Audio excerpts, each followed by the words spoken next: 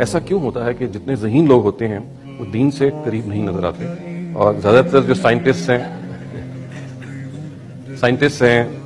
Thinkers ہیں، intellectuals ہیں، وہ خدا سے دور ہی نظر آتے ہیں۔ اس میں یہ مغالطہ آج کے زمانے میں پیدا ہو گیا ہے کہ ذہین صرف سائنسدان ہوتے ہیں، ورنہ آپ پوری دنیا کی تاریخ پہ نگاہ ڈال کے دیکھیے، دنیا کی اعلیٰ ترین ذہانتوں نے خدا کے نغمے گائے۔ آپ نے کبھی سقراط کو پڑھا ہو، آپ نے کبھی افلاطون کو پڑھا ہو، کبھی آپ نے ارسطو کو پڑھا ہو، کبھی آپ نے کانٹ کو پڑھا ہو، تو آپ کو اندازہ ہو کہ دنیا کی اعلیٰ ترین ذہانتوں نے خدا کی عظمت کا کس طرح اعتراف کیا۔ تو یہ ایسا نہیں ہے،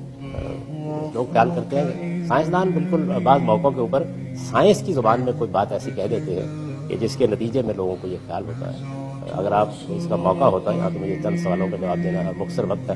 تو میں آپ کو پوری تاریخ میں بتاتا کہ دنیا کے اعلیٰ ترین حکماء نے،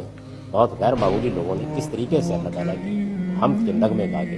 اللہ تعالیٰ کو اعتراف کیا ہے کہ وہ ہمارا خالق ہے، خالق ایسا نہیں ہے۔